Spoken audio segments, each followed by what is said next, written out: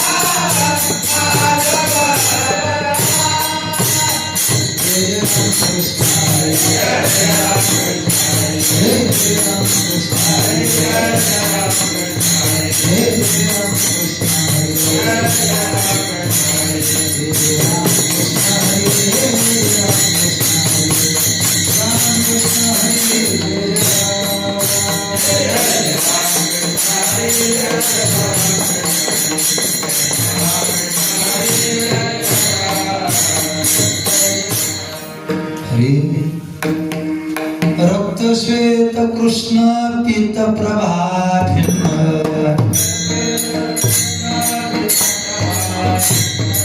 रक्त श्वेत कृष्ण पीत प्रभाभिन्न चिन्मय अंजन सुधरे डोळा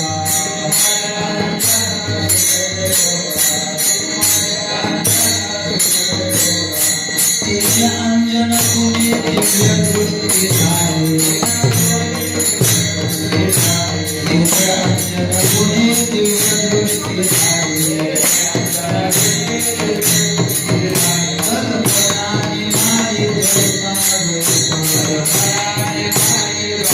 तेने अंजन गुणे दिव्य दृष्टी झाले कल्पनानी माई द्वैता देश काळ वस्तू प्रपंच आहे अहम सोहम ब्रह्म अंजन गुणे दिव्य दृष्टी झाले गुणे दिव्य दृष्टी झाले कल्पनाने माझी द्वैता तत्वमसि विद्या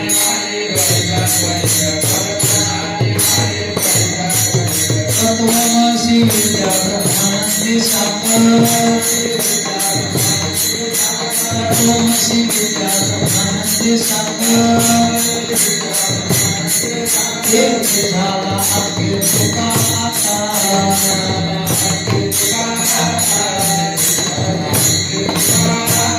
तेने अंजन गुणे दिव्य दृष्टी झाले तेने अंजन गुणे दिव्य दृष्टी झाले कल्पनानी माई द्वैता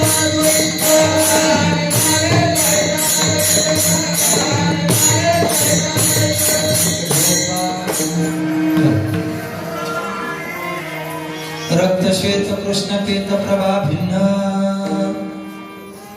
रक्त श्वेत कृष्ण पीत प्रभा भिन्न चिन्मय अंजन सुधरे डोळा तेने अंजन गुणे दिव्य दृष्टी झाली कल्पना निमानी द्वैता द्वैत देश काळ वस्तू भेद मावळला देश काळ वस्तू भेद मावळला आत्मा निर्वाळला विश्वाकार तेने अंजन गुणे दिव्य दृष्टी झाली कल्पना निमाली द्वैता द्वैत न झाला प्रपंच आहे परब्रह्म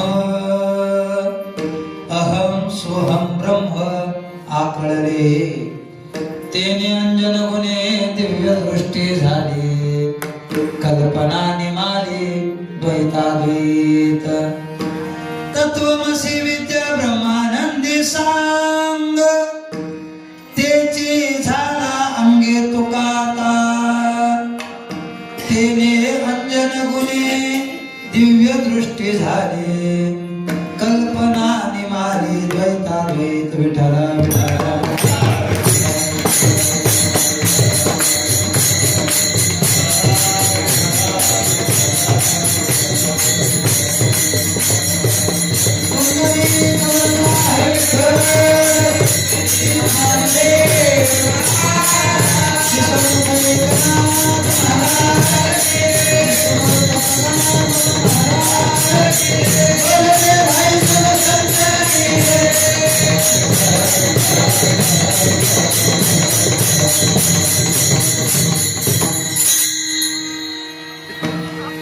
समचरण सरोजम सांद्र नीलाभुदभम जगननीत पाणिं मंडनं मंडलानां तरुण तुलसीमाला कंधरं कंजनेत्रं सदैव हासं विठ्ठलं चिन्तयामि पांडुरंगाकर प्रथम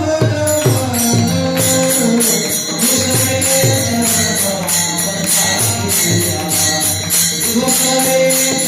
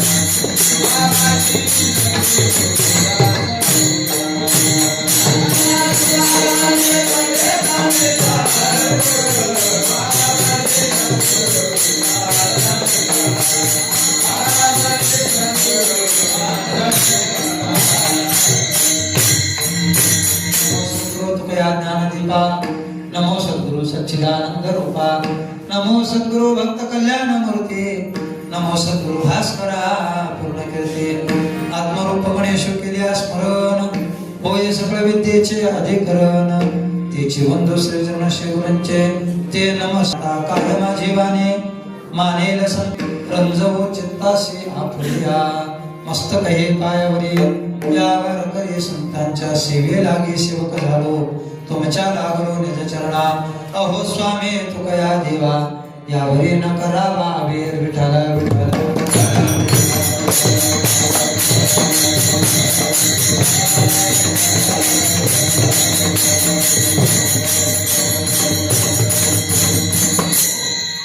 रक्त श्वेत प्रभा भिन्न, रक्त श्वेत कृष्ण पीत प्रभा भिन्न, चिन्मय अंजन सुधरे डोळा, तेने अंजन गुणे दिव्य दृष्टी झाली, कल्पना निमाली द्वैताद्वैत प्रस्तुत प्राप्त प्रसंगी चिंतन रूपी सेवेकरता निवडलेला विषय अभंग असून अभंग वैराग्य राजरसिक श्रीमंत श्री जगद्गुरु तुकोबारा यांचा आपल्या जीवनामध्ये तत्वमसी महावाक्याचं अंजन पडल्याच्या नंतर जीवनामध्ये काय परिवर्तन झालं, किंबहुना काय भूमिका काय बदल झाला याचा गोड चिंतन करणारा भंग विठाला.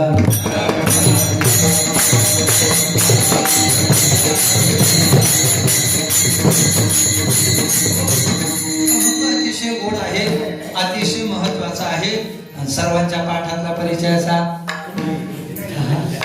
सर्वांच्या पाठातला परिचयाचा जरी नसला तरी कीर्तन संपेपर्यंत फक्त सगळ्यांनी अगदी बारकाईनं लक्ष दिलं, अगदी बारकाईनं लक्ष दिलं तर शेवटपर्यंत अभंग आताच नाही लक्षात राहणार, कायमचा लक्षात राहील. विठाला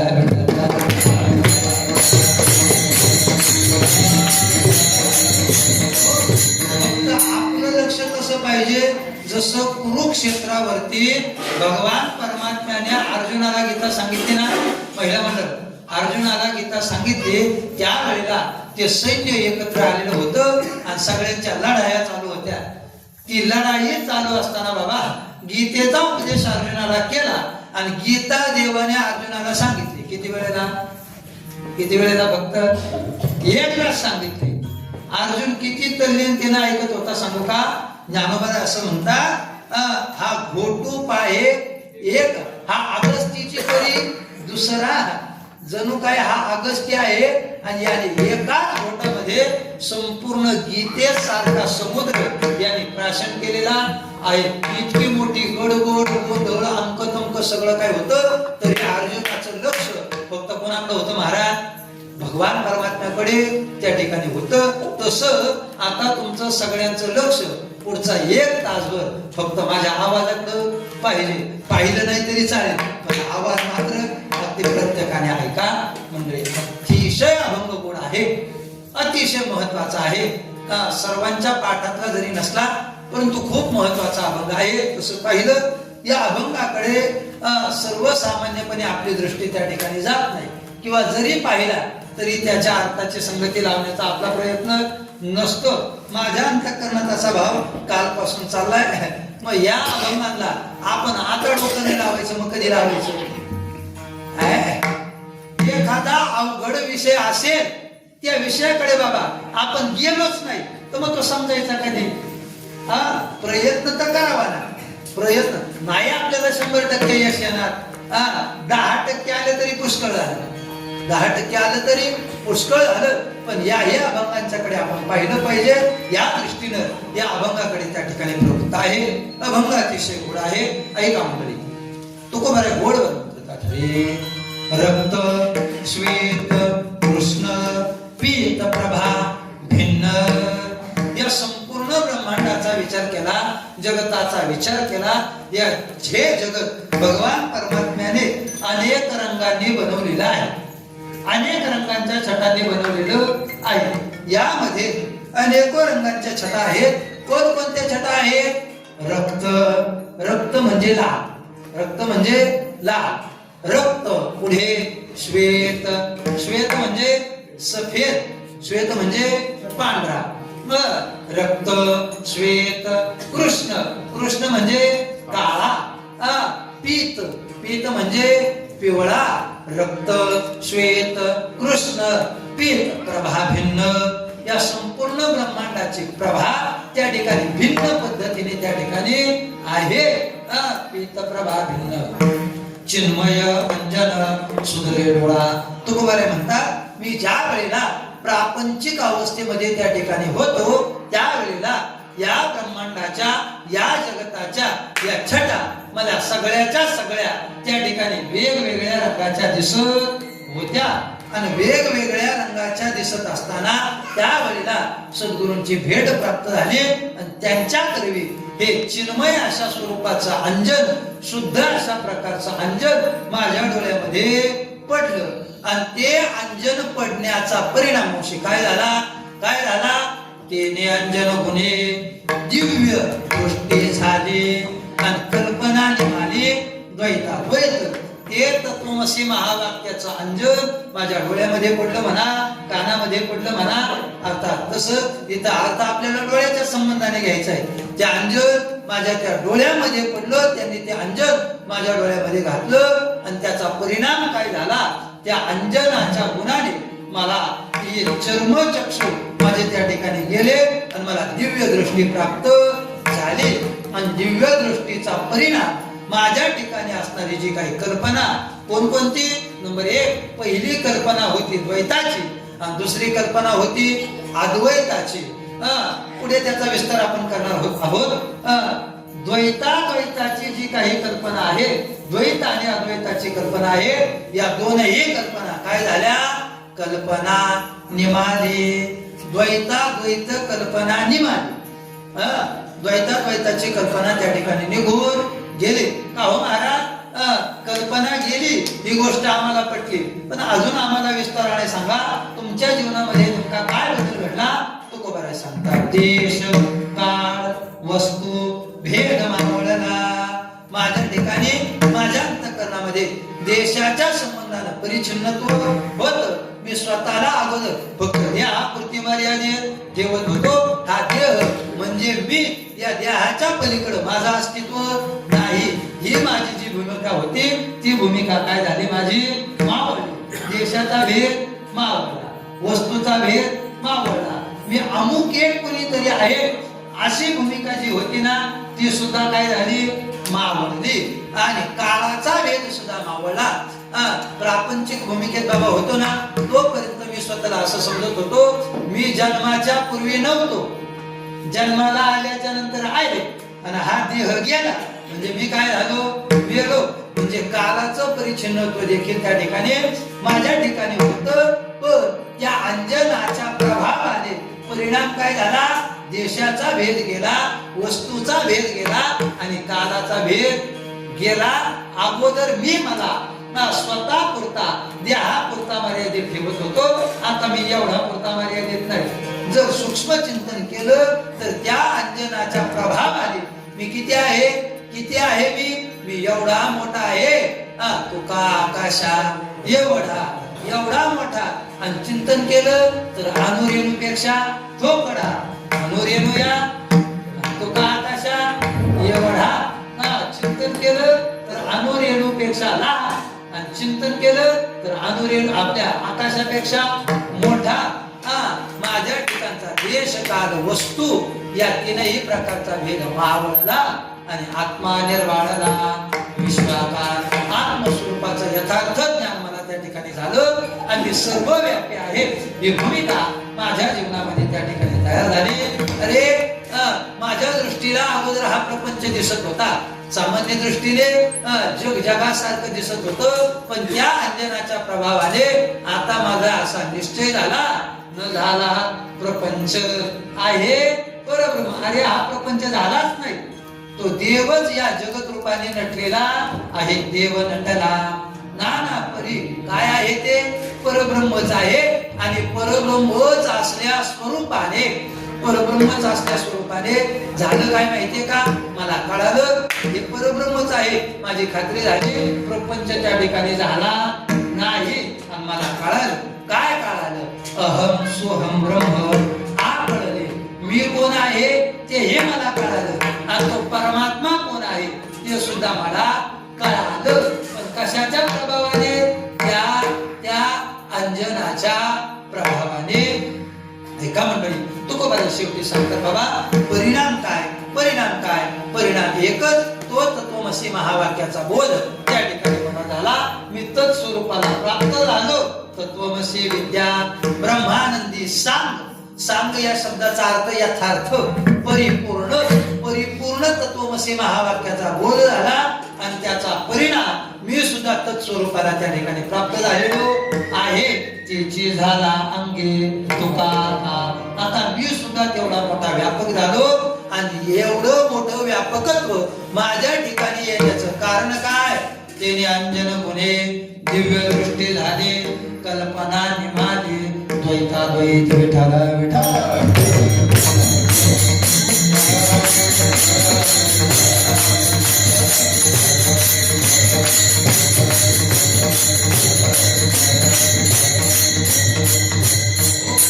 अनंत कृपा सिंधू भगवान परमात्मा कैवल्य साम्राज्य चक्रवर्ती विश्वमौली नामोबाराय वैराग्य रागरसिक श्रीमंत श्री जगद्गुरु तुकोबाराय आदि करून सकल संत मांदेळीच्या कृपेने अशी बाबा अकारण करुणावरणाऱ्या अनुकंपेनं गेल्या अनेक वर्षापासून आपल्या श्री क्षेत्र घोटीवाडी गावामध्ये वैकुंठवासी ब्रह्मलीन एकनाथ बाबा चव्हाण अर्थात आपले मास्तर बाबा, बाबांचे रूपांकित शिष्य, बाबांचे उत्तराधिकारी म्हटलं तरी काय हरकत नाही, वैकुंठवासी ब्रह्मलीन चंद्रकांत बाबा पगार बाबांच्या या आश्रमावरती आपली सर्वच्या सर्व साधक मंडळी त्या ठिकाणी एकत्र येत असते आणि प्रत्येक एकादशीला हा उत्सव त्या ठिकाणी संपन्न करत असतात. सर्वजण या ठिकाणी येऊन अगोदर त्या ठिकाणी भजन, सामुदायिक ईशचिंतन, प्रवचन, हरिपाठ, कीर्तन असा एक दिवसीय अतिशय गोड अशा प्रकारचा आनंद त्या ठिकाणी आपण सर्वजण घेत आहात. अतिशय मोठ्या आनंदाची गोष्ट आहे. पहा, आपलं सर्वांचं हे खूप मोठं भाग्य आहे मंडळी का आपल्याला एकनाथ बाबा चव्हाण असतील, पगार बाबा असतील यांच्यासारखे महात्मे आपल्याला त्या ठिकाणी प्राप्त झाले. मंडळी ते प्राप्त आपल्याला झाले याच्यापेक्षा भाग्याची दुसरी गोष्ट नाही. मी त्या दिवशी माणिकखांबला थोडस बोलून गेलो.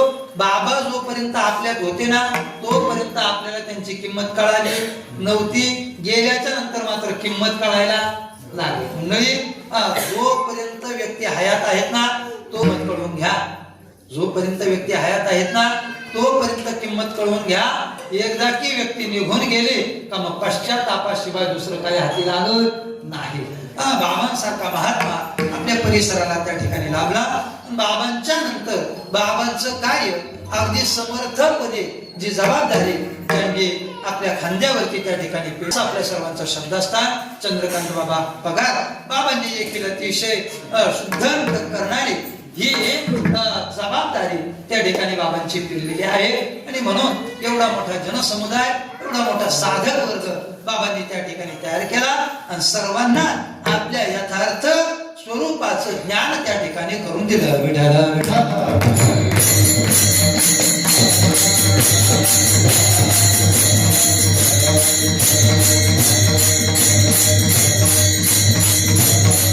पूर्व पुण्याईनी मंडळी तुम्हाला मला हा मनुष्य देह प्राप्त झालेला आहे आणि या मनुष्य देहामध्ये येऊन तुम्ही आपण सर्वांनी आपल्या आत्मस्वरूपाच्या ज्ञानाची ओळख करून घेतली पाहिजे. हा सगळ्या साधू संतांचा काय आहे? अट्टहास आहे. सगळ्या साधू संतांनी अगदी बेंबीच्या देठापासून त्या ठिकाणी आपल्याला सांगितलं आणि ही गोष्ट सांगितल्याच्या नंतर आपल्या सर्वांच्या ती गोष्ट लक्षात आली असं मात्र त्या ठिकाणी होणार नाही. संपूर्ण विश्वाचा जर विचार केला तर कितीतरी कोटी नाही कितीतरी अब्ज लोकसंख्या संपूर्ण जगाची आहे. एकट्या भारताची 140 कोटीच्या प्लस गेलेली. मग विचार करा, आपल्याच बरोबरीने चीन आहे आणि बाकीचं जग सगळं एका बाजूला. मला खरं सांगा, या सर्वांच्या अंतःकरणात या गोष्टी येतात का हो? येतात का? शास्त्राने 3 गोष्टी दुर्लभ सांगितल्या. दुर्लभम त्रयमेव तद् देवानुग्रह हेतुकम मनुष्यत्वम मुमुक्षत्वम महापुरुष संशय. पहिली गोष्ट मनुष्य देह मिळणं. ही गोष्ट काय आहे? दुर्लभ आहे. पण आपलं भाग्य असं का आपल्याला तो प्राप्त झाला. पावना हा देह का घताले न्याय न घडते अपाय घडू आले. एवढ्या 6-7 अब्ज लोकांना मनुष्य देह प्राप्त झाला. पण सगळ्यांच्याच ठिकाणी मुमुक्षत्व आहे का? आहे का मुमुक्षत्व? मुमुक्षत्व म्हणजे काय? अंतःकरणात मोक्षाची इच्छा उत्पन्न होणं. ती ही इच्छा तीव्र पद्धतीनं बाबा असणं. अंतःकरणात मोक्षाची तीव्र इच्छा, मला मोक्ष झालाच पाहिजे, मी त्या स्वरूपाला प्राप्त झालोच पाहिजे, ही तीव्र इच्छा ज्याच्या अंतःकरणात आहे त्याला म्हणावं मुमुक्षु. आणि मग हे मुमुक्षत्व होणं काय आहे? अतिशय दुर्लभ आहे. जगामध्ये जर 6 अब्ज लोक असतील ना, तर जगामध्ये फक्त एखाद्याच कोटी लोकांच्या अंतःकरणात काय आहे? ती मुमुक्षत्व, तीव्र मुमुक्षत्व त्या ठिकाणी आहे. पुढे साधूचा संघ तर त्याहीपेक्षा आहे.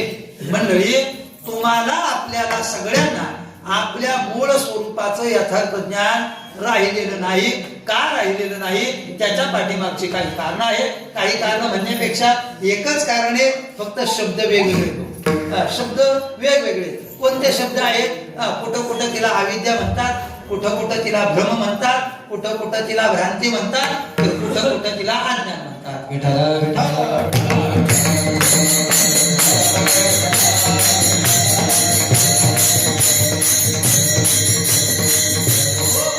अविद्या म्हटलं तेच, भ्रम म्हटला तेच, भ्रांती म्हटली तेच आणि अज्ञान म्हटलं तरी तेच. या सगळ्या गोष्टींचा अर्थ महाराज काय होतो? एकच होतो. जीव त्या ठिकाणी भ्रांतीमध्ये पडलेला आहे, भ्रमामध्ये पडलेला आहे. काय भ्रम झालाय जीवाला? जीवाला एक भ्रम झालेला आहे, हे संपूर्ण जगत जे काही डोळ्याला आपल्याला दिसत आहे हे वास्तव स्वरूपाने जगत आहे आणि आपलं आत्मस्वरूप एका बाजूला आहे आणि हा देह म्हणजे मीच आहे. हा सगळ्यात मोठा भ्रम तुम्हाला मला त्या ठिकाणी झालेला बाबा आहे. आणि हा भ्रम कधी आहे? कालचा आजचा आहे का? कालचा आजचा नाही. ज्ञानोबाराची उभी आहे का? ज्ञानोबारा घोड सांगतात, जो आम्ही त्याची आदिना विश्व स्वप्नाचा हा धांदा भोगित होता प्रबुद्धा अनादि. जो अनादि कालापासून जीव या भ्रमामध्ये अडकलेला आहे, अविद्येमध्ये अडकलेला आहे. का हा देह म्हणजे मीच आहे, या देह संबंधी सगळे माझे आहे, याच्या पलीकडे माझं अस्तित्व नाही. असं का वाटतं बाबा? अविद्येमुळे वाटतं, भ्रमामुळे वाटतं, भ्रांतीमुळे वाटतं. आणि हे जगत सुद्धा आपल्याला त्या ठिकाणी काय दिसतंय? जगत दिसतंय. जगताच्या पाठीमागचं मूळ अधिष्ठान जे काही परमतत्व आहे ते आपल्या दृष्टीला त्या ठिकाणी दिसत नाही. ते का दिसत नाही? त्याचं कारण मावशी काय आहे? आपल्या ठिकाणी असणारी अविद्या, भ्रांती. धरा काय शब्द घ्या, डोक्यात ठेवा आता तुम्ही. भ्रांती. आपल्याला काय झाली? भ्रांती. कशाची भ्रांती? हे जगत आहे आणि हा देह म्हणजे मीच आहे, याच्या पलीकडे माझं अस्तित्व नाही. हे तुम्हाला मला काय झालेले आहे? भ्रांती झालेली आहे. वास्तव स्वरूपाने ही का झाली? अविद्येमुळे झाली. याच्या करता तुकोबार आहे नाथ बाबा आणि करून अनेक दृष्टांत त्या ठिकाणी देतात. जगताच्या संबंधानं बोलत असताना पोट केले तुकोबाराने सांगितलं, अरे वास्तविक हे जगत नसून परब्रह्मच आहे. पण आपल्या अज्ञानामुळे आपल्याला ते काय दिसतंय? जगत दिसतंय. कशा पद्धतीने महिला मंडळ याच्याकरता गोड दृष्टांत तुकोबारांनी सांगितलेलं आहे बरं का. आपली सोंगणी आटपली बरं का, सोंगणी आटपली आणि सोंगणी आटपल्याच्या नंतर एक दिवस आपल्याला घरी जायला थोडासा उशीर झाला, बांधायचं जरा जास्त होतं आणि बांधता बांधता उशीर झाला आणि उशीर झाल्याच्या नंतर संध्याकाळची वेळ आहे आणि त्या 6 सव्वा 6 वाजेच्या वेळेला आपण त्या ठिकाणी घरी पोहोचलो. आता पूर्णतः अंधार पडलेला नाही आणि पूर्णतः महाराज उजेड सुद्धा नाही. वेळ कोणती आहे? संध्याकाळची वेळ. मग त्या संध्याकाळच्या वेळेला आपण अंगणात गेल्यानंतर चालता चालता एके ठिकाणी आपला पाय पडणार तेवढ्यात आपण खाली एक साप पाहिला आणि साप पाहिल्यानंतर पटकन पाय पुढे केला आणि पडता पडता वाचलो. पडता पडता आपण वाचलो आणि लगेच बाबा वर राहायला लागलो. काय? साप साप साप. जसं आपण ओरडलो, घरात आपली पोरं होती, दुसरी मंडळी होती, सगळ्यांनी हा आवाज ऐकला. काय? बाहेर अंगणामध्ये साप आहे. सगळे जण आपापल्या काठ्या घेऊन यायला लागले. कोणी काठे आणले, कोणी कुऱ्हाड, जे ज्याच्या हातात जे भेटेल ते सगळ्यांनी त्या ठिकाणी घेऊन आले. ऐका बरं का महिला मंडळ, ते सगळे त्या गोष्टी घेऊन आले आणि घेऊन आल्याच्या नंतर ही सुद्धा बाई घाबरलेली आहे. ते साप साप ओरडली. बाकी ते तो साप मारण्याकरता त्या ठिकाणी आले, अंगणात आले. घरात म्हातारा बसलं होतं. म्हाताऱ्याने सांगितलं, अरे तो साप मारायचा, तो कुठं जाईल काय जाईल लक्षात येणार नाही, तेवढं लाईटचं बटन चालू करा. लाईटचं बटन चालू करा. लाईटचं बटन चालू केलं, प्रकाश पडला आणि जसा प्रकाश पडला तसं सगळ्यांनी पाहिलं तो साप अजूनही जागच्या जागेवरती तो काही अजून हल्ला नाही. मला खरं सांगा, तो काय होता? साप होता का? साप नाही, ती काय होती? दोरी होती. रज्जुवरी भासी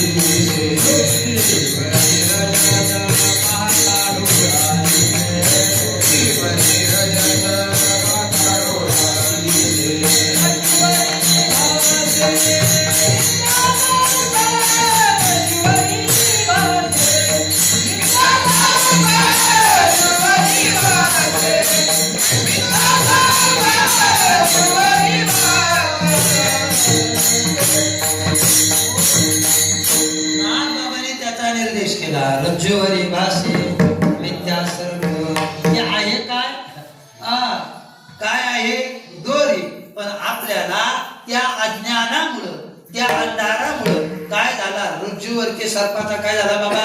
भास झाला. आणि भास जेव्हा लाईट लागली ना, लाईट लागली म्हणजे प्रकाश झाला आणि त्या प्रकाशामध्ये आपल्याला त्या सर्पाचं यथार्थ ज्ञान झालं. अरे हा तर सर्प नाही, हे काय आहे? हे काय आहे? दोरीच आहे. ऐका, आणखी एक दृष्टांत नाथबाबांनी सांगितलं. आता महाराजांनी प्रमाण दिलं ना, शुक्तीवरी रजत. एक जण थोडासा गरीब होता आणि गरीब असल्याच्या नंतर त्याला सारखं असं वाटायचं, मला कुठून तरी भरपूर पैसा मिळावा, कुठून तरी भरपूर पैसा मिळावा. त्याच्या डोक्यात एकच टार्गेट, मला आईचा पैसा मिळावा, मला आईचा. आणि बऱ्याच जणांच्या डोक्यात असतं ते. एक दिवस कर्मधर्म संयोगाने बाबा तो फिरण्याकरता एका समुद्र किनाऱ्यावरती गेला. समुद्र किनाऱ्यावरती गेल्याच्या नंतर एके ठिकाणी मावशी त्याला चमकणारी वस्तू दिसली. ती चमचमणारी वस्तू त्याला दिसली. त्याच्या लक्षात आला, अरे आपली एवढ्या दिवसाची इच्छा आज पूर्ण होणार आहे. ते चमकतंय ना, ते दुसरं तिसरं काय नाही, ती काय आहे? चांदी आहे. चांदी. चांदी. अरे वा, एवढी चांदी जर आपल्याला भेटली तर आपलं कामच झालं. कारण सध्या भाव सुद्धा वाढलेला. काय चालू आहे आता? 2 लाख रुपये किलो. एवढी जर आपल्याला भेटली तर आपलं कामच झालं. तो पळत गेला तिकडे बरं का बाबा, पळत गेला. पळत गेल्याच्या नंतर त्या चमचमणाऱ्या वस्तूच्या जवळ गेला. जवळ गेला पाहिलं तर काय, तिथं गेला आणि पाहिलं ती वस्तू हातात घेतली आणि पाहिलं अरे हे चांदी नाही, हे काय आहे, एक शिंपलं आहे. शिंपलं आजही जर शिंपलं आपण घेतलं तर त्या आतमधून असं सफेद असतं, चांदीसारखं ते चमकतं. आता झालं काय, त्या शिंपल्यावरती रजताचा काय झाला, भास झाला, चांदीचा काय झाला, भास झाला. तसं संपूर्ण जगाच्या पाठीमाग मूळ अधिष्ठान परमात्मा तत्व आहे. पण आपल्याला आपल्या अज्ञानामुळं ते परमात्मा तत्वाचं दर्शन होत नाही. आणि आपल्याला दर्शन कशाचं होतं, सामान्य जगताचं. ही आपल्याला झालेली भ्रांती.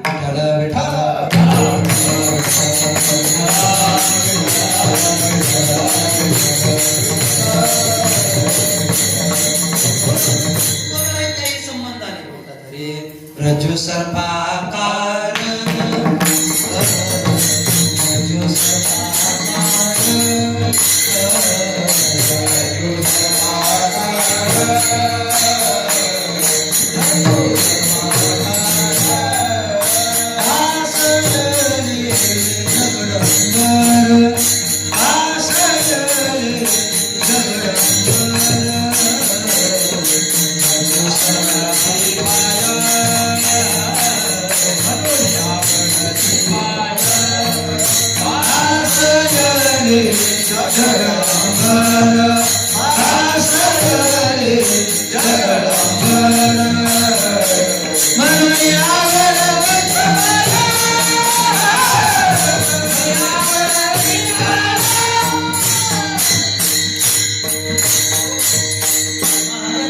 गोड भाषा. रज्जू सर्पाकार भासयले जगडंबर, रज्जू सर्पाकार भासयले जगडंबर. रज्जूवरती सर्पाचा जसा भास होतो तसा सामान्य जीवाला या परब्रह्मावरती जगताचा काय होतो बाबा, भास होतो, भ्रांती होते. आणि ही भ्रांती कुठपर्यंत निघत नाही मावशी, कुठपर्यंत निघत नाही, जोपर्यंत तुमच्या माझ्या डोळ्यामध्ये ते अंजन पडत नाही ना, अंजन पडत नाही ना, तोपर्यंत ही भ्रांती निघत नाही. ऐका, ही भ्रांती मुळात तुमची माझी निघाली पाहिजे. ही भ्रांती घालवण्याचं काम मौली जर कोण करत असतील तर ती भ्रांती घालवण्याचं काम संत सद्गुरू त्या ठिकाणी करतात. बरोबर सांगतात, जेणे भ्रांतीपासून हिरतले गुरुवाक्य मन धुतले, मग आत्मस्वरूपी घातले हरोनिया. जेणे भ्रांतीपासून हिरतले, जेणे म्हणजे कोणी, सद्गुरूंनी. त्यांनी भ्रांतीपासून काय झालं, हिरतलं म्हणजे काढलं. गुरुवाक्य मन धुतले, अर्थात त्यांच्या मुखातून आलेला अनुग्रह, या अनुग्रहाच्या चिंतनाने मी काय झाले, माझ्या अंतःकरणाची शुद्धी केली. म्हणजे अंतःकरणाच्या ठिकाणी असणारे जे काही 3 दोष आहेत, मोर विक्षेप आणि आवरण, या 3ही दोषांची काय केली बाबा, निवृत्ती केली. म्हणजे काय झालं, मन धुतलं, गुरुवाक्य मन धुतले आणि मग आत्मस्वरूपी घातले हरवून. या मग आत्मस्वरूपाचं यथार्थ ज्ञान त्या ठिकाणी संतांनी सद्गुरूंनी त्या ठिकाणी करून दिलं. आणि ते नेमकं करून दिलं म्हणजे काय झालं हो, तर तुकोबरा सांगता, मला त्या ठिकाणी अंजन प्राप्त झालं. आणि अंजन प्राप्त झाल्याचा परिणाम माझी दृष्टी कशी झाली याचा विचार अभंगाच्या दुसऱ्या चरणात. अंजन गुणे दिव्य दृष्टी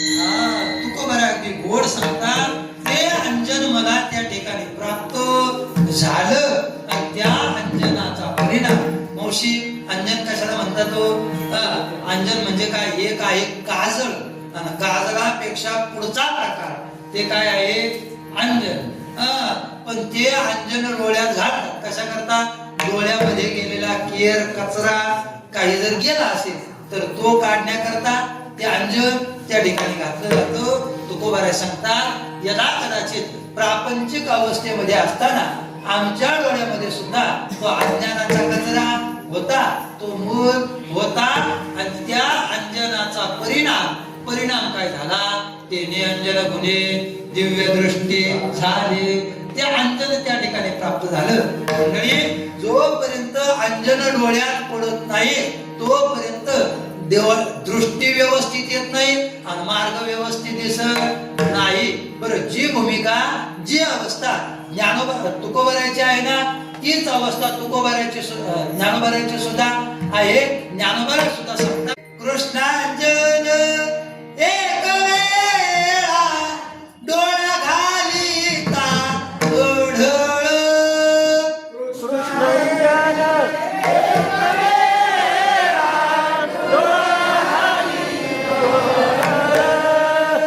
तिमिर दुःख गेले पिटले भ्रांतीचे मोडळ असं कोणी म्हणा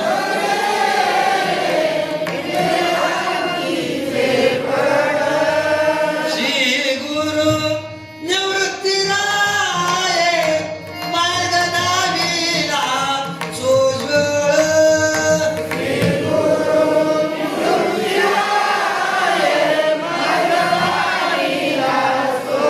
बाप रखुमा देवी वरु विठ्ठल दिनाचा दयाळ बाप रखुमा विठ्ठल दिनाचा दयाळ धर्म जागो सदैव देवा पर उपकारी आंधळ्या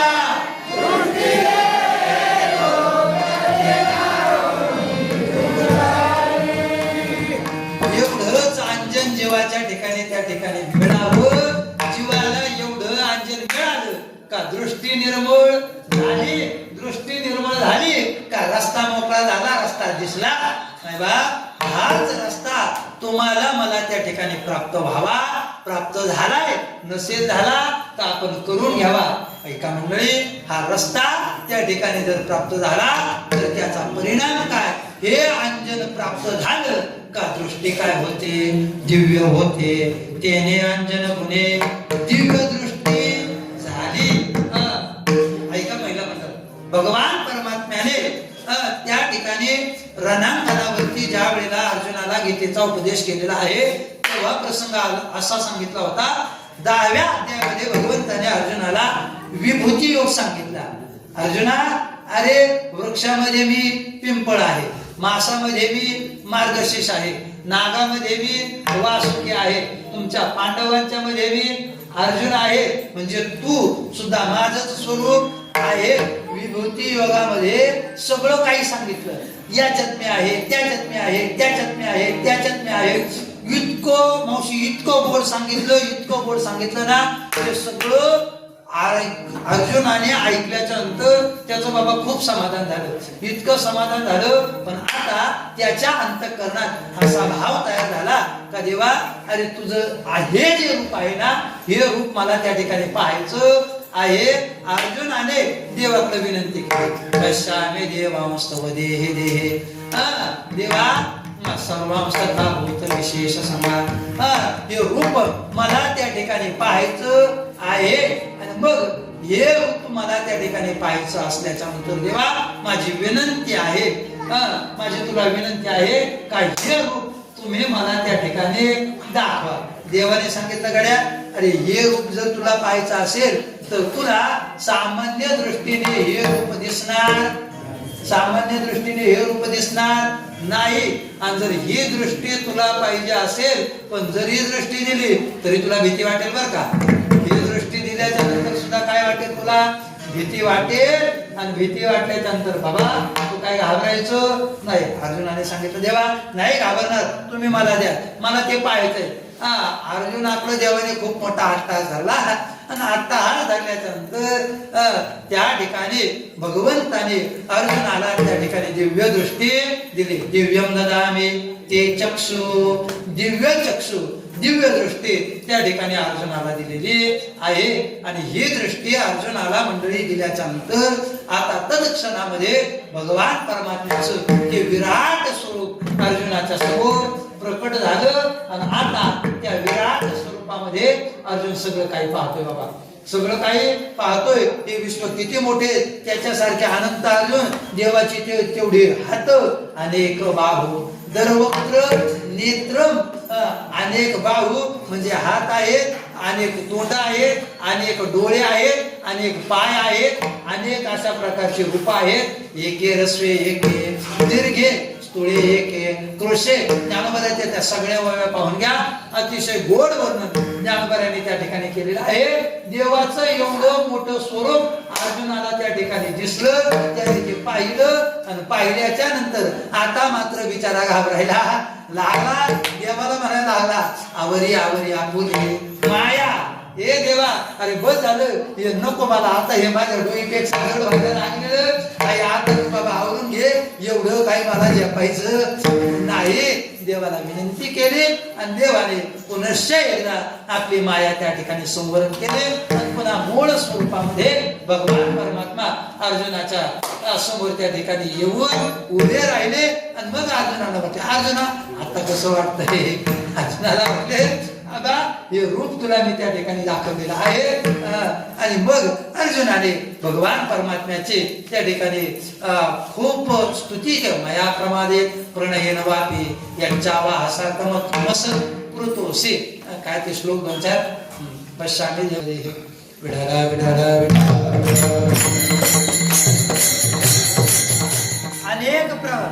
अनेक प्रकारची माफी त्या ठिकाणी अर्जुनाने देवाकडे मागितली. देवा, अरे आतापर्यंत मी तुला माझा कोण समजत होतो, मामे भाऊ समजत होतो. आणि त्याच्यामुळं माझ्याकडून यदा कदाचित जर काही प्रमाद घडलेला असेल तर त्या प्रमादाविषयी मला काय करा, तुम्ही क्षमा करा. असं म्हटल्याच्या नंतर मंडळी ऐका, लक्ष करू, ऐका बारकाईनं बरं का थोडस.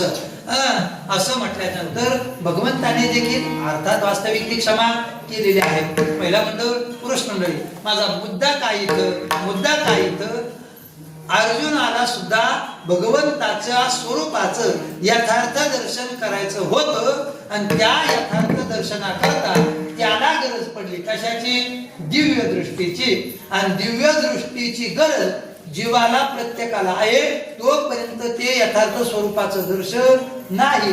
आणि जर ती दिव्य दृष्टी पाहिजे असेल तर तुमच्या माझ्या ठिकाणी आपल्याला ते अंजन प्राप्त झालं पाहिजे. आणखी एक प्रमाण आहे, आता काकडेवाले म्हणाले, अंजन देवोने करी मार्ग सोपा. सांगा का त्याच्या मागच्या पुढे, आम्ही फक्त कामापुरती पाहतो. ऐका काय ते, आता मज दृष्टी दे पांडुरंगा माय बापा, अंजन देव म्हणे तरी मार्ग सोपा. जाईन सिद्ध पंथे अवघ्या चुकतील कृपा. पुढे एवढंच आहे का? हा एवढंच आहे ऐका. मला मुद्दा कुठे? मुद्दा माझा अंजनावरती आहे. मैबा ते अंजन त्या ठिकाणी आपल्याला प्राप्त झालं पाहिजे. तुकोबाराय गोड सांगतात, तुकोबाराय गोड सांगतात. या जगाच्या रंगांच्या छटा जरी वेगवेगळ्या असतील, रक्त म्हणजे लाल असतील, कृष्ण म्हणजे काळे असतील, पीत म्हणजे पिवळा असतील, श्वेत म्हणजे सफेद जरी असतील, तरी त्याचा परिणाम काय? त्याचा परिणाम काय? माझ्या डोळ्यात ते अंजन पडलं, चिन्मय अंजन सुदरे डोळा. ते अंजन माझ्या डोळ्यात पडलं, परिणाम काय? ते निरंजन मध्ये दिव्य दृष्टी झाली आणि कल्पना निमाली.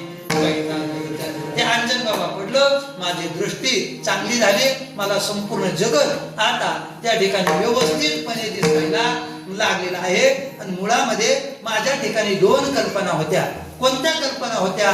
नंबर 1 द्वैताची कल्पना होती बाबा, नंबर 2 अद्वैताची कल्पना होती. आता थोडस लक्ष करू काय का बरं कमाईला बघा, थोडस बारकाईनं आहे का. कल्पना दोन आहेत, एक द्वैताची आणि दुसरी अद्वैताची. अगोदर आपण अद्वैताच्या भूमिकेचा विचार करू. महाराज सगळ्या साधू संतांचा अट्टास असा आहे का मानवी देहाला यायचं, मानवी देहाला येऊन अद्वैताची अवस्था प्राप्त करायची, म्हणजे तो परमात्मा आणि आपण एकच आहोत. या अद्वैताच्या शेवटच्या भूमिकेवरती, परमात्माच्या टोकाच्या भूमिकेवरती आपण जायचं, त्याच्यावरती स्थिर व्हायचं. ही सगळ्यांची काय आहे? सगळ्या साधू संतांचा आग्रह आहे. तुम्ही म्हणाल महाराज काय याला प्रमाण, काय याला पुरावा? तो पुरावा आपल्या रोजच्या पाठातला आहे.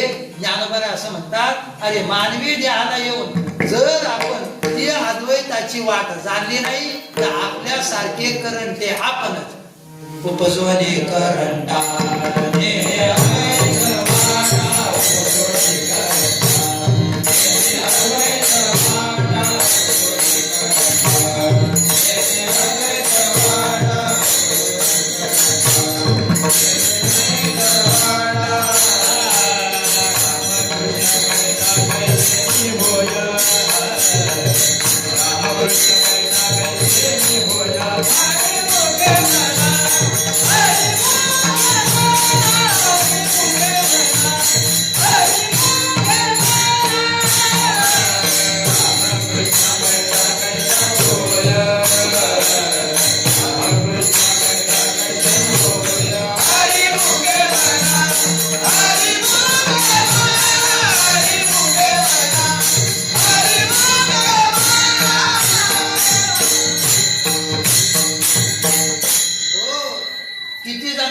वाटते का ज्ञानोबा आहे हे शब्द आपल्याला प्रेमात म्हटले मावशी. उपजवनी करंटा, करंटा शब्द प्रेमात म्हटला जातो का रागात? पण एखाद्याला म्हणतो ना हे करंट, प्रेमात असतं का? नाही.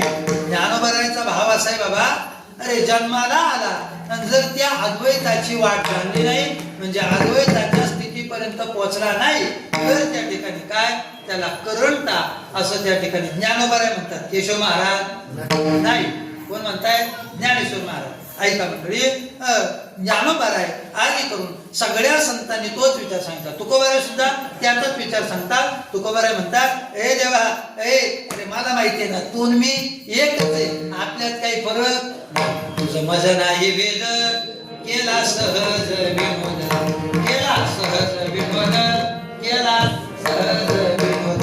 अरे तुझ्यात आणि माझ्यात काही फरक नाहीच आहे. ज्ञानोबाराय म्हणतात, अरे बाबा देवा तू आणि मी एकच रे, असा माझा निश्चय. आपण त्याच एकाच वस्त्रावरती त्या ठिकाणी राहू. अरे मी तू पण जाऊ दे दोरे, एकची घोगडे पाकरू हरी, एकची घोगडे पाकरू हरी, मी तू पण जाऊ दे दोरे, मी तू पण जाऊ दे दोरे. तू माझा स्वामी मी तुझा रंग, तू माझा स्वामी मी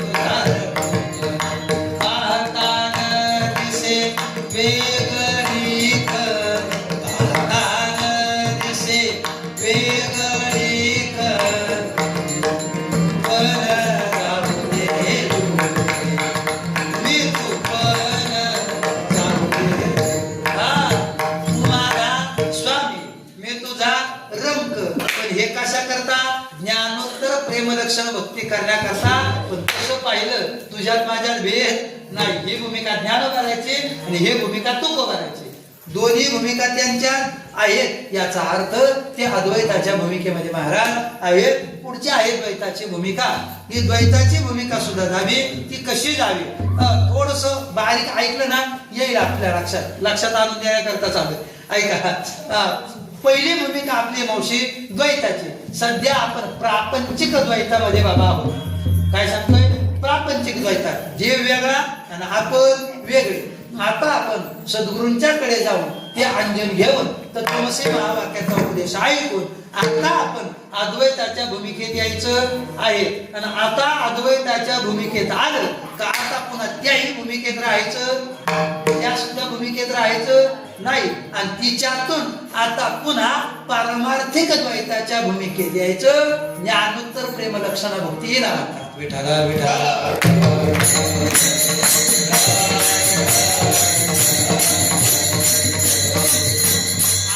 द्वैतात राहायचंय, पण कोणत्या? प्रापंचिक नाही, पारमार्थिक द्वैतात राहायचं आहे. कशा पद्धतीनं गवळणींनी देवाला जाणलं नव्हतं का मावशी? पुरुष मंडळी जाणलं नव्हतं का? हो जाणलं होतं ना. त्या काही सामान्य होत्या का? त्या जाण वेद गर्भीच्या श्रुती त्या कोण होत्या? सामान्य नव्हत्या. त्यांनी सगळ्यांनी जाणलं होतं, पण जाणून सुद्धा परत वेड्यासारखी भक्ती करत होत्या का नव्हत्या? वेड्यासारखीच भक्ती होती ना त्यांची. ते काय झालं मावशी? जसा परमात्मा वृंदावन सोडून मथुरेला गेला. मथुरेला गेल्याच्या नंतर देवाच्या जवळची व्यक्ती म्हणजे कोण होते? उद्धव होते. आणि उद्धवाच्या जवळ भगवंत सतत गवळणी अशा गवळणी तशा, गवळणी अशा गवळणी तशा. हे सारखं म्हणल्याच्या नंतर आता त्या उद्धवाला थोडासा राग यायचा. अरे माझ्यासारखा विद्वान ब्रह्मविद्ता पुरुष देवाच्या जवळ आहे आणि हा त्या गावधड बायांचं माझ्याजवळ काय सांगतोय? कोणाचा? उद्धवाच्या डोक्यातला भाव ना बाबा. उद्धवाच्या डोक्यातला भाव समूळ काढण्याकरता देवाने कल्पना केली. देवाने उद्धवाला सांगितलं, हे उद्धवा, अरे एक काम कर, त्या गवळणी वेडे त्या मला अजून सुद्धा एक दिवशी मानतात. वास्तविक त्या एक दिवशी मानतच नव्हत्या.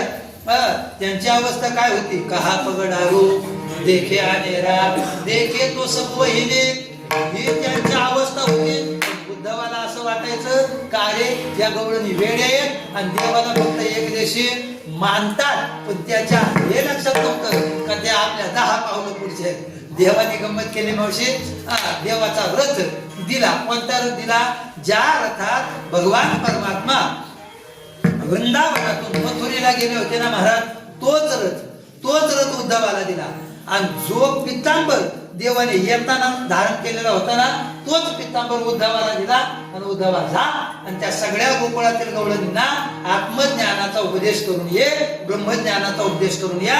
आणि तुझी जी अवस्था आहे त्या अवस्थेला त्यांना पोचवून ये. याला आनंद वाटला. चला आपण जाऊ. 1-2 दिवसाचं काम. जायचं तिथं तो उपदेश करायचा, त्यांचा निश्चय करून द्यायचा आणि पुन्हा परत यायचं. असं म्हटल्याच्या नंतर मंडळी उद्धवजी त्या ठिकाणी गेलेले आहेत. उद्धवजी येण्याच्या अगोदर त्या सगळ्या गवळणी त्या यमुनेच्या तटावरती बसलेल्या होत्या. एका झाडावरती एक भुंगा आलेला होता आणि त्या भुंग्याबरोबर त्या संवाद साधत होत्या. त्या भुंग्याबरोबर, ज्याला भागवतात भ्रमरगीत असं म्हटलेलं आहे, त्या भुंग्याबरोबर संवाद साधताय. हे काळ्या अगोदर तू गेला ना, आता भुंग्याच्या रूपाने तू का आला? आम्हाला एवढी मोठी यातना देऊन गेला ना, तुला लाज कशी वाटली नाही? देवाला भरपूर शिव्या दिल्या. बरोबर, देवाला शिव्या दिल्या असं नाही, त्या ब्रह्मदेवाला शिव्या दिल्या. ब्रह्मदेवाला का शिव्या दिल्या? त्या ब्रह्मदेवाला काही कळत नव्हतं. त्यांनी या आमच्या डोळ्याच्या पापण्या बनवायलाच नको होत्या. ब्रह्मदेवाने आमच्या डोळ्याच्या पापण्या बनवायलाच नको होत्या. पापणी दिल्यामुळे आम्ही देवाच्या दर्शनाकरता तेवढा वेळ विनमुख झालो. ती पापणी नसती तर कितीतरी वेळ देवाचं दर्शन आम्ही केलं असतं. ही भावना कोणाची? गवळणींचे. आणि त्या गवळणी परस्परींच्या मध्ये बोलत आहेत. आणि मग काय करायच्या? सतत एखादी पटकन कुणी कृष्ण व्हायचे, कुणी एखादी गवळण व्हायची, एखादी कालिया नाग व्हायची. म्हणजे देवाने ज्या ज्या लीला गोकुळात केले ना त्याचं चलचित्र त्या गवळणी त्या ठिकाणी करायच्या. आणि हे सगळं लांबून कोणी पाहिलं?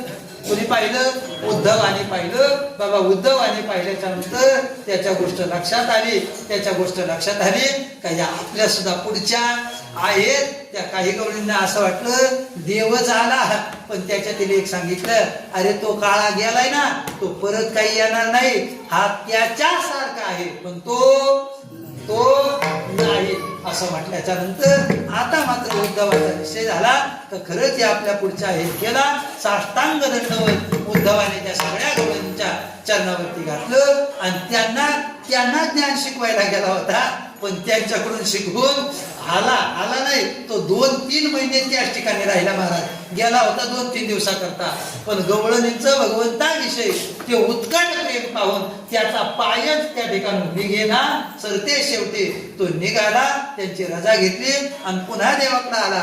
आणि मग देव त्याला विचारला, अरे उद्धवा दिलं का गवळणींना ज्ञान? जसं म्हटलं उद्धवजी खाली पाहायला लागला, डोळ्यामध्ये पाणी आलं. देवा माफ करा, माझ्या ठिकाणी त्या ब्रह्मज्ञानाचा अहंकार झाला होता, त्याच्यामुळे मला त्या गवळणी गांभीर्य वाटत होत्या. मंडळी माझा दृष्टांत इथं संपला. मला मुद्दा काय सांगायचंय, ज्ञानोत्तर प्रेमलक्षणा भक्ती त्या सगळ्या गवळणी करत होत्या. आपल्याला प्रापंचिक द्वैताची भूमिका टाकायची आहे आणि पारमार्थिक अद्वैताची भूमिका सुद्धा टाकायची आहे. आणि या दोन्ही टाकल्या का मग ज्ञानोत्तर प्रेमलक्षणा भक्ती करायची. मी भक्त तू देव ऐसे करी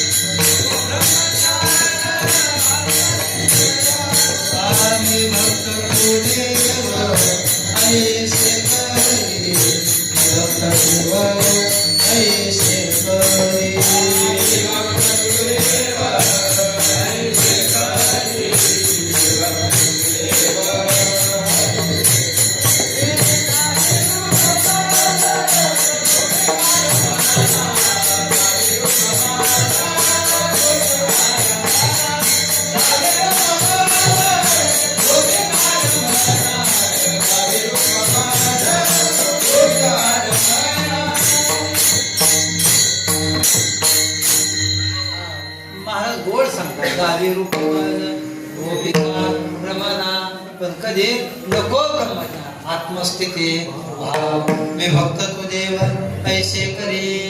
मग मंडळी ऐका, आपल्या सगळ्यांना त्याच भक्तीपर्यंत जायचंय, पण या दोनही भूमिका नसाव्या. का नसाव्या?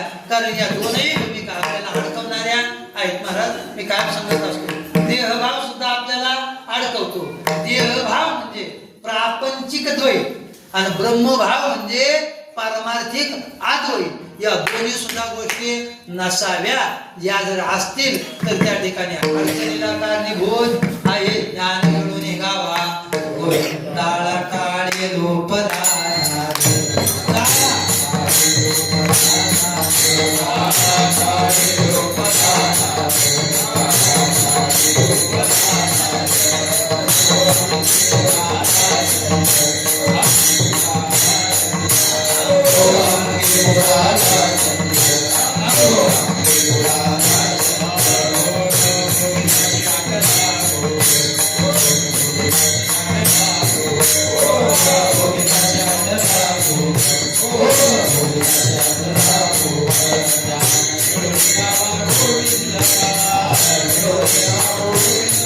National Union,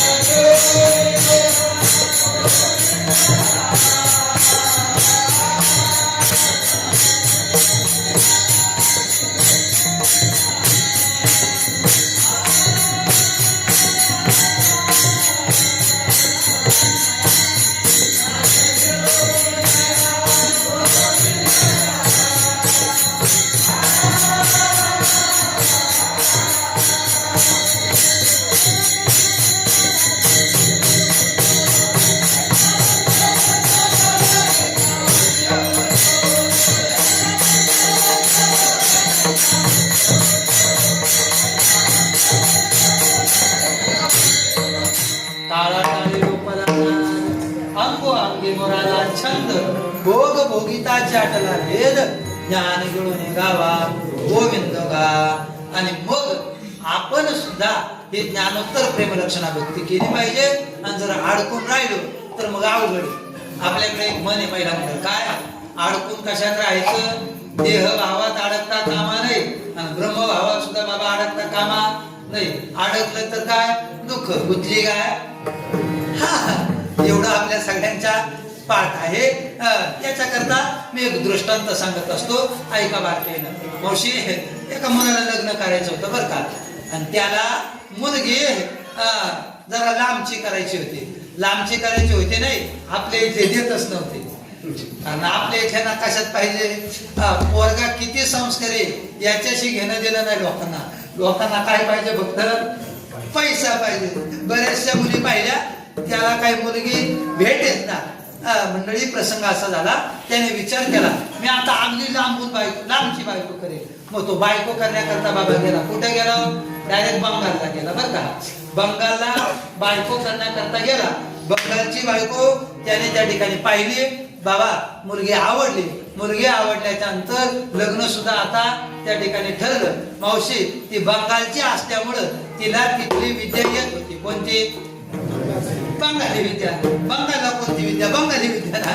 ती विद्या त्याला त्या मुलीला त्या ठिकाणी येत होती. आणि तिच्या बरोबर लग्न झालं. आता पटकन झालं कारण 8 वाजून गेले होते. त्याच्यामुळं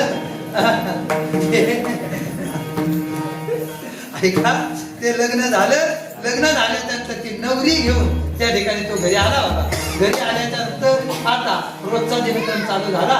त्या मुलीनं 8 दिवसामध्ये त्या मुलाचा अंदाज घेतला. हा काय करतो काय वागतो कसा राहतो. आणि बाबा अंदाज घेतल्याच्या नंतर आता ती हळूहळू त्याला प्रेमात अगदी छोटी छोटी कामं सांगायला लागली. अहो जरा झाडू मारता का. मग याने झाडू घ्यायचा झाडू मारायचा. अहो जरा स्वयंपाक बनवता का. मग याने स्वयंपाक बनवायचा. अहो जरा तेवढे कपडे धुता का. याने कपडे सुद्धा धुवायचे. तेवढे भांडे असतो ते ओट म्हटले काय आणि उठायचं. बस म्हटले की बसायचं. डबल दिली की सुटायचं. असं नाही. नित्याने तिची अशी कामं तो करू लागला.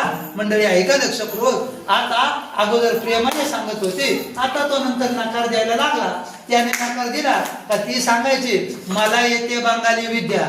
जर तुम्ही माझं काम ऐकलं नाही तर तुम्हाला लगेच आताच्या आता बेडूक बनवल्याशिवाय राहणार. तुम्हाला बेडूक बनवेल तुम्हाला उंदीर बनवेल तुम्हाला बोका बनवेल तुम्हाला मांजर बनवेल. काही ना काही आम्ही तुम्हाला बनू. त्याच्यामुळं जवळजवळ 75 किलोचा गडी अगदी माझ्यासारखा 1-1.5 महिन्यात झाला. एवढा बारीक झाल्याच्या नंतर आता 2 महिन्यांनी बाबा त्याच्या मित्राने पाहिलं. अरे तू एवढा मोठा धड धाकट होता एवढा बारीक का झाला. काय नाही अरे लग्न केलं ना.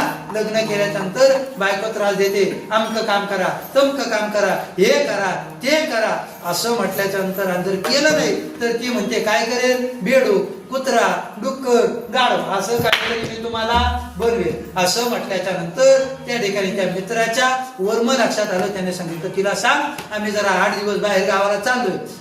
तिला सांगितलं. त्या मित्राने त्याचं रिझर्वेशन केलं आणि थेट बाहेर गावी घेऊन गेला. जसं स्टेशनच्या खाली उतरला तर पहिली बायको जिकडे केली होती ना मावशी तिथंच घेऊन गेला. अर्थात बंगाललाच घेऊन गेला. तिथं गेल्याच्या नंतर बाबा याने सांगितलं हे बघ आता तुला परत लग्न करायचं आहे. पण आता अशा मुली बरोबर लग्न करायचंय जी मुलगी तिच्यापेक्षा जास्त शिकलेली.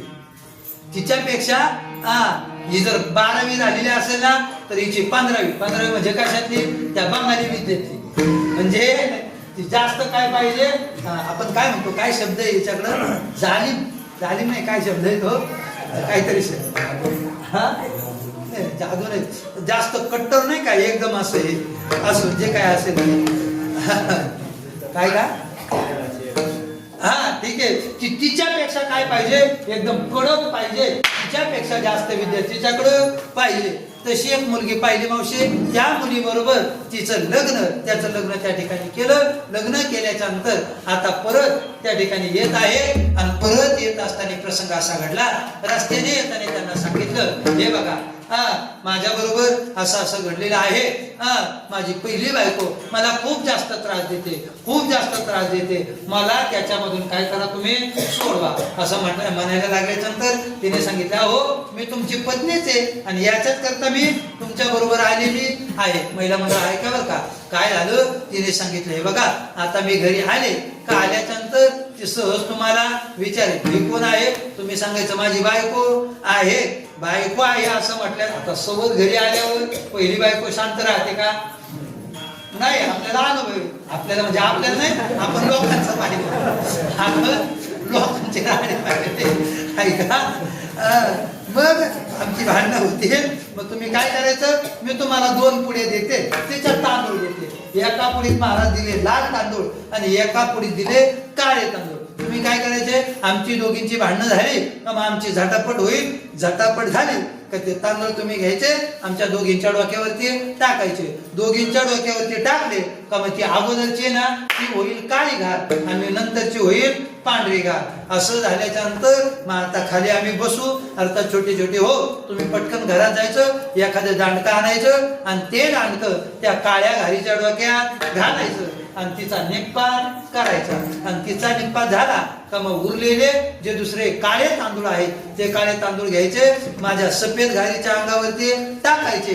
ते टाकले का मी पुन्हा काय होईल मनुष्य होईल. अशी सगळी योजना तिने त्या ठिकाणी मावशी समजावून सांगितली. घरी आला नियोजनाप्रमाणे झालं. तिने विचारलं हे कोण आहे. आवाज करायचा नाही माझी बायको आहे. जशी म्हटली तशी त्यालाही विलगली तिलाही विलगली. झटापट चालू झाले बाबा. त्याने ते तांदळाची पुडी काढली लाल तांदूळ घेतले दोघांच्या अंगावरती टाकले आणि जसे टाकले या क्षणात दोन्ही सुद्धा घार झाल्या. फक्त एक झाली काळी घार दुसरी झाली पांढरी घार. आणि घार झाल्याच्या नंतर याने लगेच त्याचं नियोजन ते ठरलेलंच होतं. तो पटकन ती पुडी काढली म्हणजे पटकन घरात गेला की एवढं मोठं दांडकं घेऊन आला आणि ती जी काळी घार होती ना तिच्या डोक्यात टाकली आणि एकाच दणक्यात नाही जमलं एवढे ती बेशुद्ध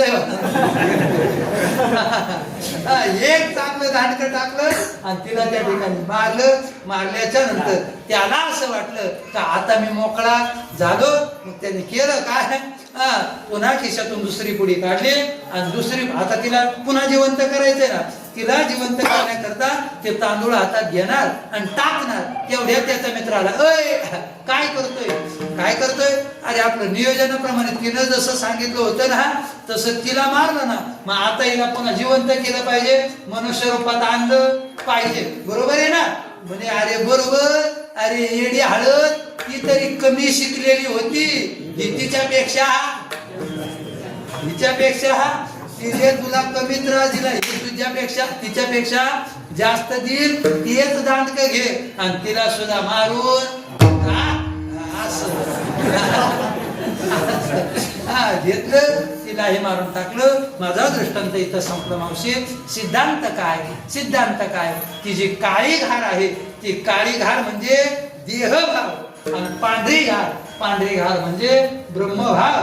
कसा भाव काळी घार म्हणजे प्रापंचिक द्वैत आणि पांढरी घार म्हणजे पारमार्थिक अद्वैत. या दोनही भूमिका नसाव्या. या दोनही भूमिकेच्या पलीकडचं ते परमतत्व तुमच्या माझ्या ठिकाणी असावं. तुकोबारायांना तत्वमसी महावाक्य प्राप्त झालं. त्याचा परिणाम अर्थात ते अंजन मिळालं. अंजनानं दृष्टी निर्मळ झाली. निर्मळ झाल्याच्या नंतर भगवत स्वरूपाची सत्ता सगळीकडे दिसायला लागली आणि दिसल्याच्या नंतर काय झालं. देश काळ वस्तू वेद मावळला आत्मा निर्वाळला विश्वाकार. अगोदर मी संकुचित होतो. आता देहापुरता मर्यादित नाही. देहू गावापुरता मर्यादित नाही. मी सगळीकडे व्याप्त आहे. एक प्रमाण आहे पहा तुका सर्वा ठाई. अर्थात माझी भूमिका मी जगामध्ये सगळीकडे त्या ठिकाणी आहे. अणुरेणूपेक्षा लहान आकाशापेक्षा मोठा. देशाचा भेद गेला कालाचा भेद गेला. म्हणजे मी जन्माला येण्याच्या अगोदर सुद्धा होतो. जन्माला आलोय तरी सुद्धा आहे. आणि हा देह पडला अर्थात ते सदेह गेले पण देह पडला तरी मी अमर राहणार आहे. याच्यामध्ये शंका घेण्याचं कारण नाही. आत्मा निर्वाळला विश्वाकार संपूर्ण विश्वामध्ये तोच आहे. हा प्रपंच झालाच नव्हता. वास्तविक हे काय आहे? ते परब्रह्मच आहे. आणि मला मी कोण आहे ते कळालं. मी कोण आहे? मी वासुदेव तत्व. कळू येईल विचार बस आपलं कामापुरती मी वासुदेव तत्वता एवढं मला कळालं. ज्ञानोबाऱ्यांना कळालं नाही का? ज्ञानोबाऱ्यांना कळालं. हे रवी सर्वांच्या हृदय देशी मी अनुका आहे ऐशी ते बुद्धिस्पुरी हरशी ते वस्तू का मी असं सगळं माझ्या ठिकाणी आहे. मी तेच तत्व आहे आणि तेच तत्व असल्याच्यामुळं मला स्वतःला माझी ओळख झाली. आणि माझीच ओळख झाली नाही, अहम सोहम ब्रह्म हा कळले.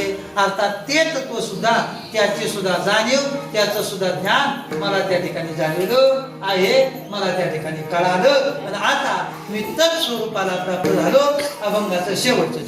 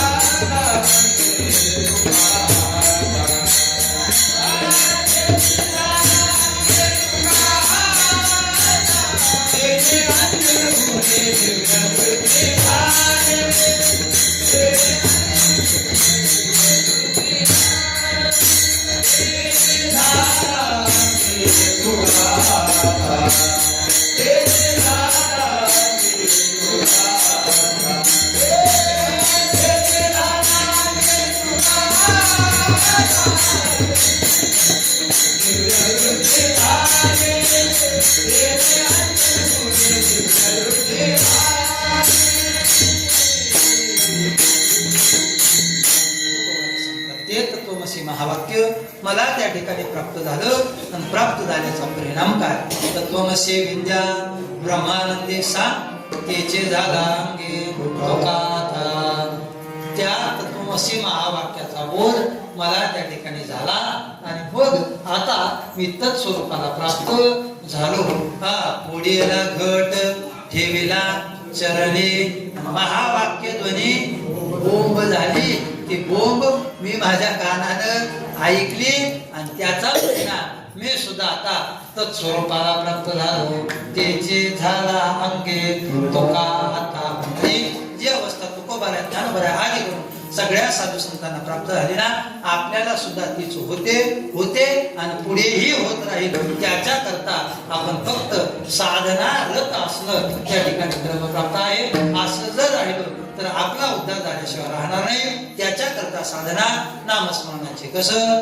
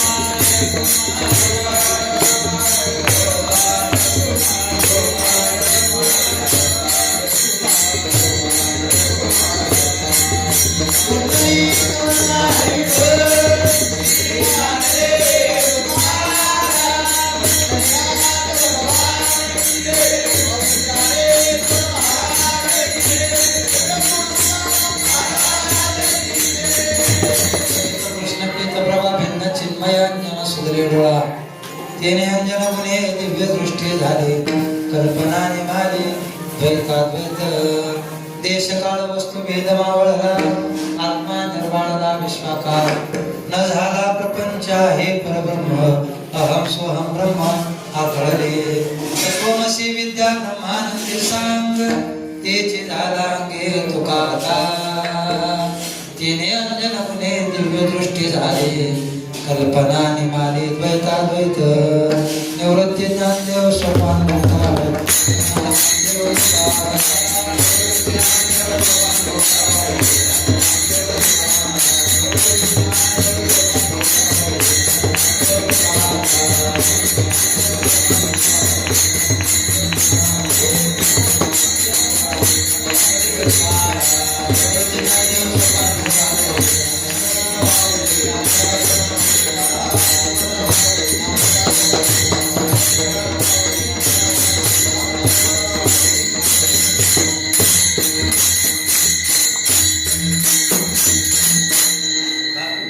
हा अभंग अतिशय गोड आहे, अतिशय महत्वाचा आहे बरं का. हा अतिशय महत्वाचा आहे. मी सुरुवातीलाच बोलून गेलो होतो का अभंग शेवटपर्यंत लक्षात येईल बरं का. बाकीचं काही लक्षात येईल का नाही ते नाही माहिती, पण अंजन मात्र नक्की लक्षात राहील. ते अंजन कोणतं तर सद्गुरु मुखातून आलेलं तत्व असे महावाक्य आणि त्याने जीवाचा उद्धार होतो. हा भाव अगदी प्रत्येकाच्या अंतःकरणाच्या ठिकाणी कोरला जाईल एवढा भाव आपल्या सर्वांच्या समोर या ठिकाणी व्यक्त करतो. अगदी 1-2 मिनिटं बरं का. बघा अतिशय गोड आनंदाच्या वातावरणामध्ये हा उत्सव आपल्या एकादशीचा संपूर्ण साधक परिवाराच्या वतीनं त्या ठिकाणी चालू आहे. वैकुंठवासी रूममधील एकनाथ बाबा चव्हाण, वैकुंठवासी रूममधील चंद्रकांत बाबा पगार, त्या महात्म्यांच्या कृपा आशीर्वादाने प्रेरणेनं हा उत्सव त्या ठिकाणी चालू आहे. मी त्या दिवशी माणिकामला बोलून गेलो. मी खूप भाग्यवान मनुष्य आहे का मला चव्हाण बाबांसारख्या महात्म्याचा योग आला. त्या दिवशी तिथेही सांगितलं का बाबांच्या शेवटच्या क्षणाला, बाबांच्या शेवटच्या म्हणजे चव्हाण बाबांच्या शेवटच्या क्षणाला त्यांच्या बरोबर जर कोणती व्यक्ती असेल तर ते मी होतो बरं का. चव्हाण बाबांचा म्हणजे त्यांनी आपला देह ठेवण्याच्या अगोदर त्यांनी जर कोणाकडे कृपा दृष्टीने पाहिले असेल तर ते केशवकडे पाहिले. एखाद्याला कुठं वाटत असेल आमच्या घरचे सगळे पुरावे आहेत त्याला, फक्त आमच्याच घरचे नाही, आमच्या आत्या वगैरे सगळं काही ते पुरावे निश्चित आपला असं राहतं. जे आहे ते आहे. हा सूर्य आणि हा जयद्रथ. मी 6-7 वर्षाचा होतो आणि त्यावेळेला त्या तपोवनातल्या सप्ताह करता गेलेलो होतो. आमच्या सरपंचाच्या आई म्हणजे आमच्या आजी त्यांच्याबरोबर सरपंचांची मुलं, सुरेश सरपंच त्यांची मुलं आणि आमचे सुनील नाना अर्थात तपोवनामध्ये त्या ठिकाणी बाबा असायचे होते. आणि बाबांच्या खिशात कायम चॉकलेट असायचे. जे बाबांच्या जास्त जवळ होते ना त्यांना सगळ्यांना माहिती बाबांचे खिसे कायम चॉकलेटनी भरलेले असायचे. मग आम्ही लहान असल्याच्यामुळं चॉकलेट म्हणल्यावर बाबाकडे चॉकलेट ना बाबांचा पिच्छा काही सोडायचाच नाही. त्याच्यामुळं सतत बाबांच्या सहवासात आम्ही त्या ठिकाणी असायचो आणि मी रोज झोपायला बाबांच्या बरोबरच होतो. मला आजही तो पूर्ण दृश्य ते जसंच्या तसं मला आठवते, जसंच्या तसं आठवते. आणि मग बाबांच्या सहवासात शेवटच्या अर्थात त्या दिवशी अगोदरच्या रात्री 11-11:30 वाजेपर्यंत अशी चर्चा चालू होती. आणि त्या चर्चेमध्ये सहज बाबा बोलले आमच्या सुमित्रा, तिला सुमित्रे बाई अगं जाता जाता शेवटचं जरा पाणी तर पार. आता तिच्या डोक्यात काय, आता झोपायला जायचंय. बाबा मध्ये काही परवा जा, पहाटे लवकर उठायचंय, जा झोपून घ्या, बराच टाईम झाला. आणि मग म्हटले जाता जाता तेवढं पाणी तर. आता तिला काय वाटलं आता झोपायला जायचं म्हणून हे पाणी पाजायचं असं म्हटल्याच्या नंतर ती आली, तिने पाणी दिलं, सगळेजण झोपायला गेले. बाबा आणि आम्ही त्या ठिकाणी एकत्र झोपलो. आणि दुसऱ्या दिवशी पहाटे बाबा का उठत नाही म्हणून सगळी मंडळी आले. पाहते तर बाबांचा देह शांत झालेला आहे. आणि मग सगळा आरडाओरडा झाला. आम्ही लहान होतो, काही कळत नव्हतं. नंतर आम्हाला तिथून काढलं आणि आमच्या त्या दुसऱ्या आत्याच्या घरी आणून ठेवलं. नंतर मग तो पुढचा विषय झाला. माझा मुद्दा सांगण्याचा काय, मी स्वतःला खूप भाग्यवान समजतो का बाबांसारख्या महात्म्याचा सहवास अर्थात तिथेही झाला. आमच्या मामांच्या घरी मुंडेगावला त्याही ठिकाणी सहवास व्हायचा. पण ही एक आठवण अगदी माझ्या जीवनात अविस्मरणीय त्या ठिकाणी राहील. म्हणून बाबांच्याच कृपेनं या ठिकाणी बोलण्याचा हा भाव आपल्या सर्वांच्या समोर ठेवला.